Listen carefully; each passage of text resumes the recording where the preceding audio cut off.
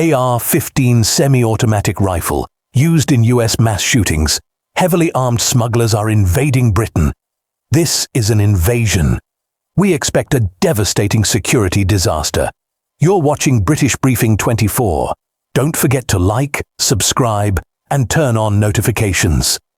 He's getting everyone else into Britain. This is a major threat, is it not? Of course it is, and I can't believe that you haven't had a response, and I can't believe the National Crime Agency are not taking action. I mean, anybody arriving on our shores with a weapon like that is an aggressive act. That's, you know, this is way beyond people just coming here illegally. I mean, that is an invasion. That is somebody who threatens us. There's no other reason to have a weapon like that. Of course, we don't know for sure that they're bringing those weapons across, but why are they sending you photos of these weapons? What this shows categorically and beyond any shadow of doubt is that Keir Starmer has completely lost control of this issue. He said he was going to smash the gangs. All he's done, as we all know, is smash records. We now know that in the first 5 months... People, they're exchanging large amounts of cash. Of course they have weapons. This is of no surprise to me. I take you back to something I said more than 2 years ago on the show. You will never smash in these gangs unless you have a strong relationship with the government and the police from the country of origin. We simply don't have that. So Keir Starmer's idea of smashing the gangs is an absolute fantasy. That's the first piece. The second piece is you do not need a weapon to be dangerous to British citizens.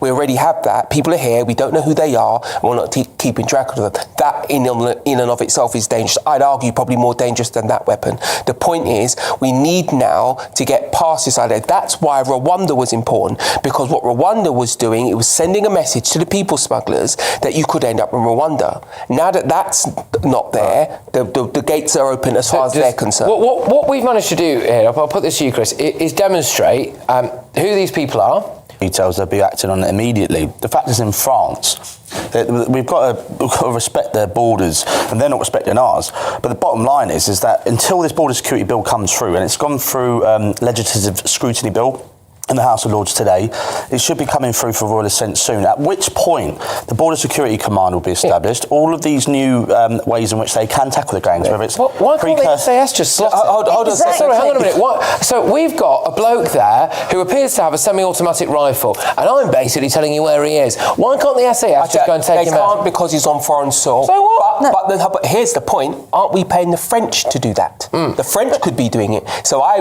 would send your video to the French, who we are paying for this service. So let's be here, he's correct. You can't just send the SAS to France. That isn't how the world works. But you can send the French police to France. I would send your video to MI6. That is our secret service. Into Britain. And it's very easy, because he's getting everyone else into Britain. He is a human trafficker, okay? So we have to do so. Keir Starmer, it doesn't seem to be kept awake at night by this. The British public, I think, will be watching this now, and they'll be very, very worried about it. Patrick, he's focused on the exact same thing you focused on, which is smashing the gangs, targeting the people smugglers. Well, you've got to you know what the NCA said to us today, Chris? Sorry, what did they say? They said, we have nothing to comment on this. The National Crime Agency. I've sent them a video of a bloke with a semi-automatic rifle who's funneling people into Britain, and they didn't bother to give us a comment on it. There would be procedures where they would be liaising with the French authorities, and they should be passing that information on, and it should be acted on in realistic terms in about 1 or 2 weeks, which is far too long. But back to the point, the Border Security Bill, and we know that we've got this issue because we can't just deport them back to where they came from because of Brexit. We've been through that enough times before because we haven't got a deportation agreement. But what they're doing is they're going to be bringing in a lot more laws that are going to be working cross-party with the Border Security Command. There's Dunkirk detention centres coming through, and once bill's gone through, then that's when we should start seeing the ability to smash the gangs. I sat in the Lords today and listened to that debate. It's a very good debate. You're largely right. There is some, but the problem is, I perceive, is that some of my colleagues in the Lords don't seem to understand just how cheeky and ruthless criminals are. There was a big debate around building a bill about who had to prove if they were guilty or not of having the tools to smuggle people across. And dread to think we'll come down on a soft side of that. It looks that way. We've got to come down on a tough side to give the police... Just the people have to die. This is what I don't want. Sorry, but I think we are currently waiting for an absolutely devastating situation to happen. Remove the path to citizenship. Yours just criminalised them. That's the key difference. That is the deterrent.